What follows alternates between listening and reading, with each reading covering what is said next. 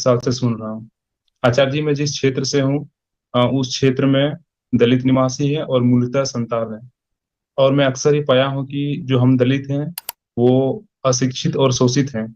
और इसका कारण जानने के लिए मैंने कुछ लोगों से बात किया और चर्चाएं भी की। तो उन्होंने मुझे बताया कि हिंदू धर्म दलितों का सदियों से शोषण करते आया है। और इसका प्रूव करने के लिए उन्होंने मनुस्मृति का संदर्भ दिया।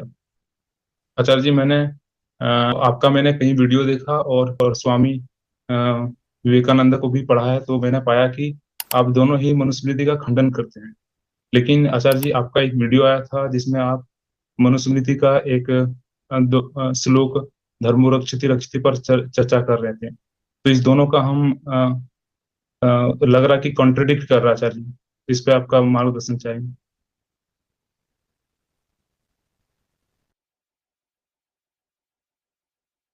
देखिए, सबसे पहले तो ये बात कि हिंदू धर्म दलितों का शोषण करता है, हाँ, आप बिल्कुल ठीक कह रहे हैं। जो लोक धर्म हमारा रहा है, जैसा वो प्रैक्टिस हुआ है, जैसा वो व्यवहार में आया है, आचरण में आया है, निस्संदेह उसमें शोषण हुआ है। और ये बात हर ईमानदार आदमी को सीधे सीधे माननी होगी, अनएम्बिगुअसली, बिना उसमें कुछ इफ एंड बट किंतु परंतु जोड़े। हाँ, शोषण तो हुआ है, ठीक है। शोषण हुआ ही नहीं है। मैं जब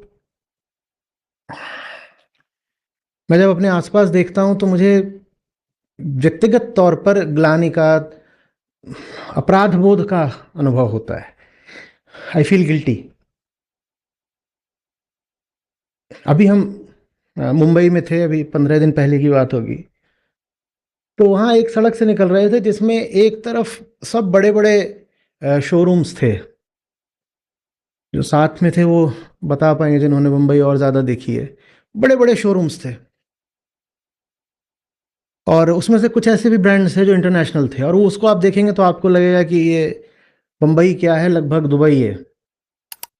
और उसी सड़क में इस तरफ एकदम गरीबों की बस्ती थी, बहुत मतलब निम्न मध्यम वर्गीय बस्ती। और उस बस्ती के बीच में मैंने देखा एक अंबेडकर मूर्ति लगी हुई थी। तो उससे मुझे तुरंत ये ख्याल आया कि अ, गरीब ही नहीं है, दलित हैं। बात ये तो रही ही है कि आपने मानसिक तौर पर अपमान करा है। बात ये रही, आपने नहीं, हमने हमने हमारी जिम्मेदारी है, गिल्ट हमारे ऊपर है। मानसिक तौर पर तो अपमानित करा ही है, आर्थिक तौर पर सीधे सीधे फिजिकल, भौतिक, मटेरियल तौर पर भी वंचित रखा है। एकदम वो जो कंट्रास्ट था वो बहुत जबरदस्त था। इधर ऐसे सारे वो थे और इधर सब एकदम छोटी छोटी, कोई टायर की दुकान, कोई समोसे की दुकान, और उन्हीं दुकानों के ऊपर छोटे छोटे घर बने हुए जिसमें शायद लोग रहते हैं। और वहाँ बीच में बाबा साहब अम्बेडकर एक ऐसे मूर्ति लगी हुई थी, और मूर्ति भी कोई बहुत बड़ी नहीं थी, ऐसे ही बस स्थापित थी। जितना कम संसाधन में हो सकता है वैसे ही लोगों ने लगा दी होगी। तो इतना ग्लेयरिंग कंट्रास्ट था, इतना जबरदस्त था कि दिख रहा था कि ये हुआ तो है, ये हुआ तो है। और एक बात और है, वो मूर्ति भी ना उसी तरफ हो सकती थी, उस तरफ नहीं थी वो मूर्ति, ठीक है। तो वो हुआ है। ये सबसे पहले तो इसको हमें अनइक्विवोकली, बेशर्त तौर पर स्वीकार करना पड़ेगा। और ये एक तथ्य है, तथ्यों से मुंह नहीं फेरा जाता। गलत किया है, शोषण किया है, माफी मांगनी चाहिए, माफी मांगनी होगी, बात सही है ये बिल्कुल। और अब दूसरी बात पर आता हूं। दूसरी बात यह है कि जिसने शोषण किया है ना, आपका नाम क्या है? जिसने शोषण करा है ना, वो लोक धर्म है बेटा, वो सनातन धर्म नहीं है। सनातन धर्म नहीं है। मैं बार बार श्रुति और स्मृति का अंतर समझाता हूं। श्रुति में सिर्फ और सिर्फ वेद और उपनिषद आते और कुछ नहीं आता। बाकी जितनी किताबें हैं ना, मनुस्मृति और याज्ञवल्क्य स्मृति और चाहे वो आपके सारे पुराण हों, या कि इतिहास ग्रंथ हों आपके, महाकाव्य सारे, यहाँ तक कि जो षड दर्शन है वो भी, वो सब इसमें आता है, स्मृति में आता है। सनातन धर्म में केंद्रीय स्थान श्रुति का है। मैं बल्कि बोलूंगा एकमात्र स्थान श्रुति का है, क्योंकि स्मृति भी सिर्फ उसी सीमा तक मानी जाती है। ये नियम है, स्मृति सिर्फ उसी सीमा तक मानी जानी चाहिए जिस सीमा तक वो श्रुति का अनुगमन करती है। माने श्रुति में जो बात कही गई है, अगर स्मृति की बात उससे ऐसे मेल खा रही है तो स्मृति को मानोगे, नहीं तो स्मृति को नहीं मानना है, नहीं मानना है, नहीं मानना है। ठीक वैसे जैसे ये उदाहरण मैं कई बार दे चुका हूं, आप कह रहे हो आप मुझे सुना करते हो, तो ये उदाहरण भी आपने सुना होगा। कौन सा उदाहरण देने जा रहा हूं? सर, इस स्मृतियां जब तक श्रुति को खंडन नहीं करती तब तक उसको स्वीकार नहीं। हाँ, तो ये समझाने के लिए मैं किसका उदाहरण दिया करता हूं? जो हमारा जुडिशियल सिस्टम है, लोअर कोर्ट होते हैं ना, डिस्ट्रिक्ट कोर्ट, ये सब, फिर उसके ऊपर क्या आता है, हाई कोर्ट्स आते हैं, उसके ऊपर क्या आता है, सुप्रीम कोर्ट आता है ना। तो नीचे के जो सब ये कोर्ट्स वगैरह हैं, उनकी बात तभी तक मान्य है जब तक सुप्रीम कोर्ट के जो जजमेंट्स रहे हैं, जो धारा सुप्रीम कोर्ट ने तय कर दी है, वो उसको मानते हो। नहीं तो उन्होंने जजमेंट दे भी दिया तो जजमेंट माना नहीं जाएगा। उनको कोर्ट ऑफ रिकॉर्ड नहीं बोलते। कोर्ट ऑफ रिकॉर्ड जो होता है वो सिर्फ हाई कोर्ट और सुप्रीम कोर्ट होता है, और हाई कोर्ट की भी बात सुप्रीम कोर्ट में के सामने नहीं चलती। और सुप्रीम कोर्ट की भी छोटी बेंच की बात हो तो सुप्रीम कोर्ट की बड़ी बेंच उस बात को अमान्य कर सकती है। श्रुति सुप्रीम कोर्ट की सबसे बड़ी बेंच है, उसने जो बात कह दी उसके आगे स्मृतियों की बात, पुराणों की बात या कि इतिहास ग्रंथों की बात नहीं मानी जानी है। जहां कहीं भी दोनों बातों में असंगति हो, विरोध हो, तो वो फिर सिर्फ और सिर्फ उपनिषद की बात मानी जाएगी। आप मनुस्मृति की बात उठा रहे हो इसलिए बोल रहा हूं। मनुस्मृति, स्मृति शब्द सिर्फ इससे, ये जो मनुस्मृति वगैरह है ना, ये धर्मशास्त्र है। धर्मशास्त्र, वहां पे धर्म से मतलब होता है कि समाज में किस तरह एक दूसरे से संबंध बनाना है और एडमिनिस्ट्रेशन कैसे होना है, उसको धर्म, उस अर्थ में उसे धर्मशास्त्र बोलते हैं। धर्म के वास्तविक अर्थ में धर्मशास्त्र नहीं उनको बोलते हैं। तो जो स्मृति शब्द है वो एक अम्ब्रेला टर्म है, उसमें सिर्फ ये धर्मशास्त्र नहीं आते, उसमें 4-5 और तरीके की चीजें आती हैं। जितने भी आप धर्म के नाम पर ग्रंथ बोलते हो ना कि धार्मिक किताब, धार्मिक किताब, धार्मिक किताब, वो सब स्मृतियां हैं। यहां तक कि मैं कह रहा हूं पुराण भी सारे स्मृतियां हैं। रामायण और महाभारत भी स्मृतियों के अंतर्गत आते हैं। षड दर्शन भी स्मृतियों के अंतर्गत आते हैं। श्रुति जो सनातन धर्म है वो वेदांत का धर्म है, श्रुति का धर्म है। श्रुति माने वेद, वेदांत। अब वेद 4 हैं और वेदांत उस अर्थ में कि उपनिषद, दर्शन के अर्थ में नहीं, उपनिषद। और उपनिषद है वो सब वेदों से संबंधित है, उसमें जो 11 प्रमुख उपनिषद है उसको श्रुति में ले लेते हैं। तो जो सनातन धर्म है वो श्रुति का धर्म है। यहां तक बात समझ में आई? सनातन धर्म स्मृति का धर्म नहीं है।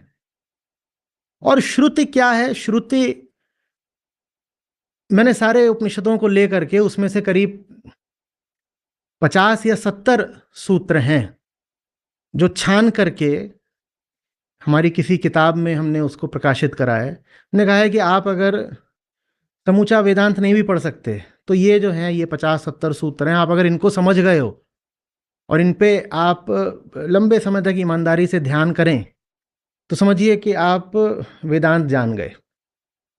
तो अलग अलग जगहों से उठा करके, मात्र उपनिषद ही नहीं, कई सारे और प्रकरण ग्रंथ और कई जगहों से लेकर के, गीता से भी लेकर के, तो उनका मैंने एक संकलन बनाया है। उनमें क्या बात आती है? उनमें कुल बात ये आती है कि तुम जो हो, तुम जो हो वो प्रकृति के प्रभावों से पैदा हुआ बस एक अपीयरेंस है। अहंकार झूठी बात है, और अहंकार अपने आप को जिन सब चीजों से जोड़कर रखता है वो संबंध बस झूठ के सहारे के लिए हैं। तुम ऐसे कह सकते हो कि श्रुति की बहुत केंद्रीय बात यह है कि ये जो तुम अपने आप को देह माने बैठे हो ना, तुम देह नहीं हो। नाहम देहास्मि। और बेटा अगर आप देह नहीं हो तो जाति कहां से आ गई? श्रुति जाति को किसी हालत में नहीं मानती है। और अलग अलग मौकों पर इस बात के प्रमाण के तौर पे मैं सैकड़ों प्रमाण रख चुका हूं कि श्रुति में जाति व्यवस्था का कोई स्थान नहीं है। यहां तक कि आप जिसको वर्ण व्यवस्था कहते हो उसका भी स्थान नहीं है, क्योंकि जब आप देह हो ही नहीं तो वर्ण किसका? जो पूरा वर्णाश्रम धर्म है उसको श्रुति मानती ही नहीं है। श्रुति के देखे लिंग भी किसी काम का नहीं है। श्रुति कहती है जब देह ही एक झूठ है तो स्त्री पुरुष में भेद कहां से आ गया? उम्र को भी नहीं मानती। तो आप अभी कहो कि मैं गृहस्थ आश्रम में हूं कि वानप्रस्थ आश्रम में हूं, ये सब बेकार की बात है। श्रुति मानती है कि चेतना हो और चेतना को तब तक ऊंचे बढ़ते जाना है जब तक वो आसमान में लीन ना हो जाए। जब तक चेतना आकाश में जाकर बिल्कुल मिट ही ना जाए, आकाश ही ना हो जाए, तब तक तुमको बेहतर होते रहना है, अपनी सफाई करते रहनी है। ठीक है?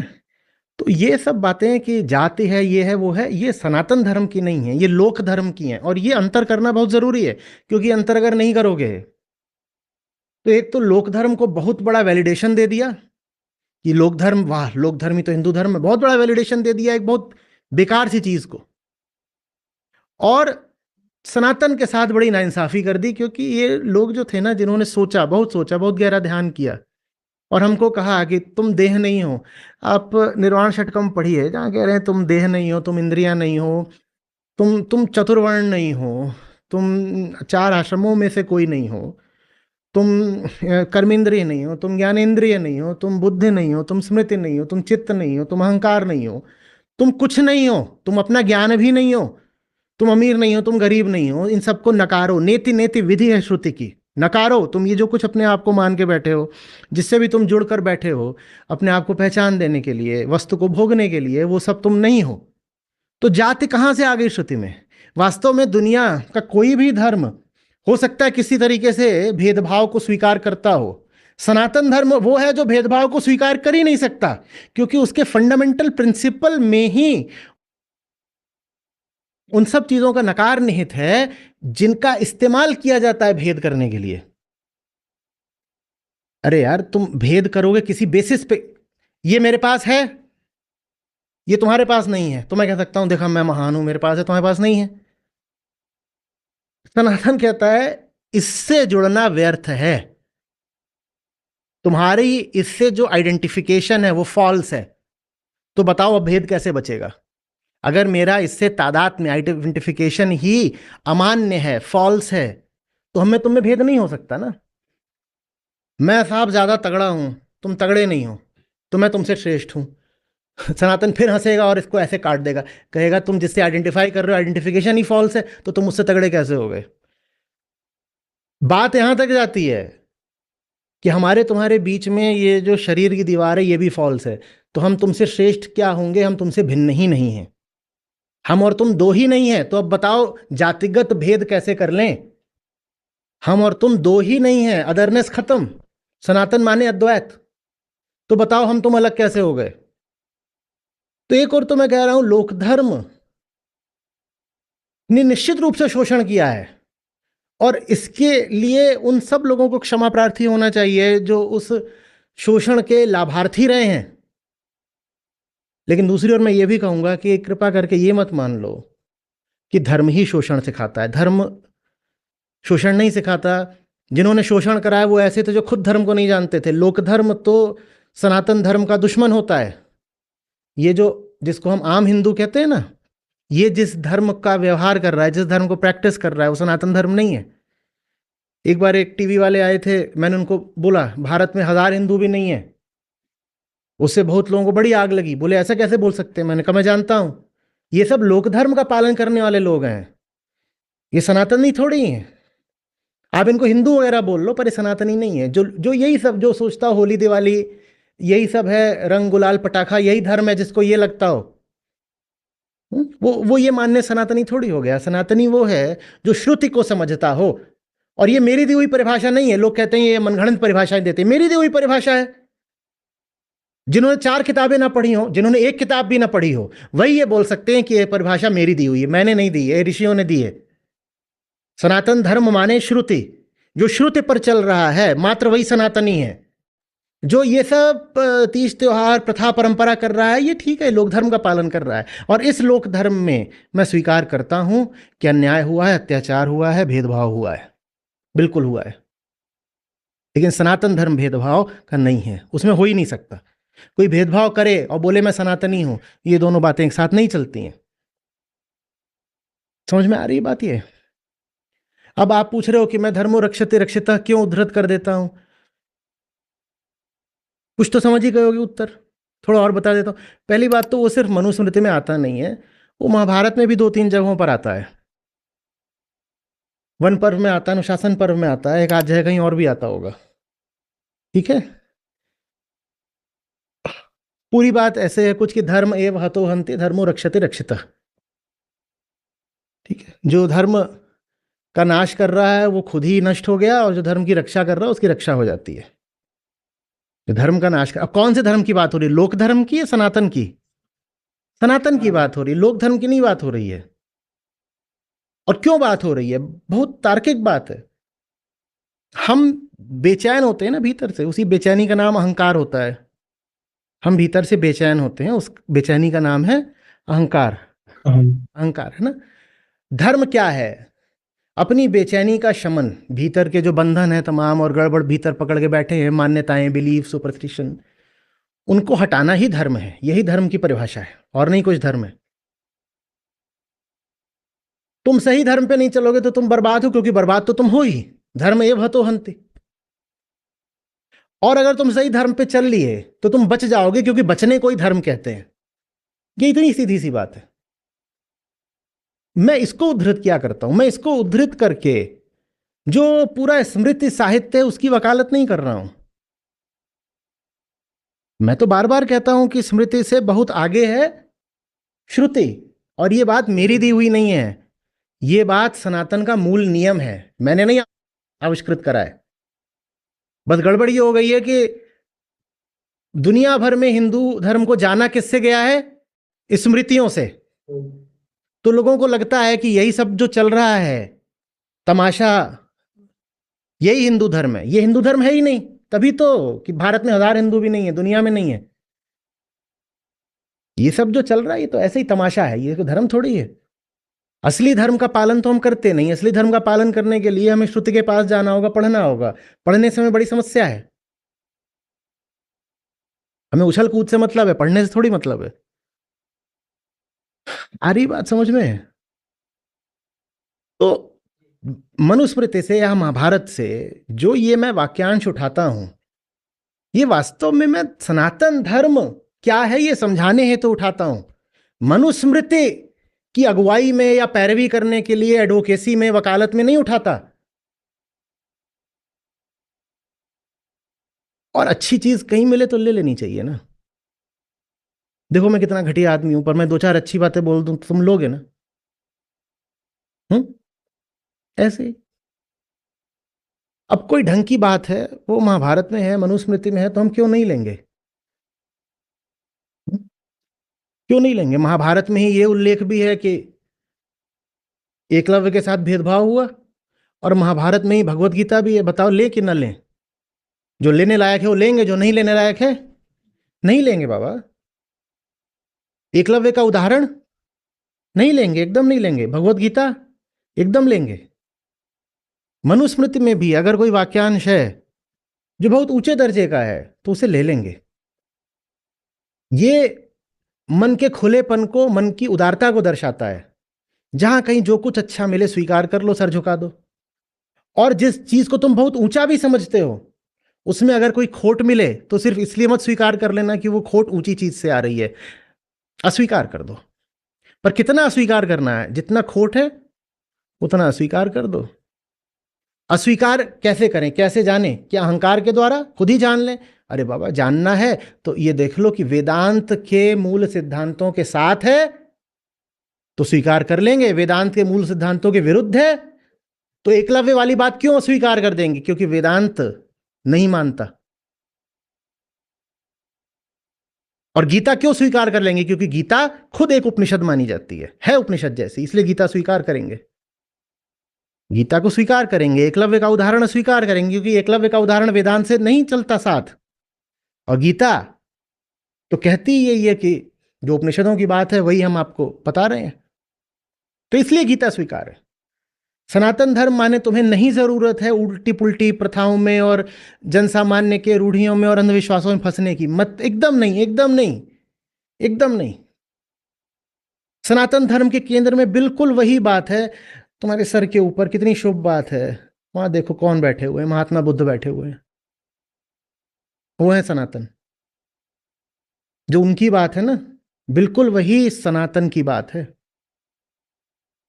और देखो कितने सुंदर लग रहे हैं, हम उलझे हुए हैं चर्चा में, वहां से मौन साक्षी होकर निहार रहे हैं। यही है मौन, सनातन का सूत्र है ये, उपनिषदों की बात है ये मौन। और इसलिए ये बार बार बोला करता हूं कि जो बौद्ध दर्शन है, विशेषकर माध्यमिक शून्यवाद और अद्वैत वेदांत, इसमें मैं ढूंढ के भी कोई अंतर नहीं निकाल पाता। हाँ, एक की भाषा अलग है, एक की दूसरी है। अद्वैत वेदांत में कुछ बातें और विस्तार से बोल दी गई हैं, शून्यवाद में रियलिटी के 2 तल बताए हैं, अद्वैत वेदांत ने उसको 3 तल कर दिया है, वो ऊपर थोड़ा 19-20 का कुछ कर दिया है। एकदम जो केंद्रीय बात है एकदम एक है, यही है सनातन। वही जो केंद्रीय बात है वही सनातन है। और केंद्रीय बात यह है कि भीतर जो ये बैठा हुआ है ये नहीं है। हाँ, वेदांत उसको बोल देता है मिथ्या और बौद्ध मत उसको बोल देता है शून्य। बाकी सब जो तुम देख रहे हो धर्म के नाम पे वो प्रपंच है, उसको बिल्कुल अस्वीकार कर दो, एकदम अस्वीकार कर दो। ठीक है।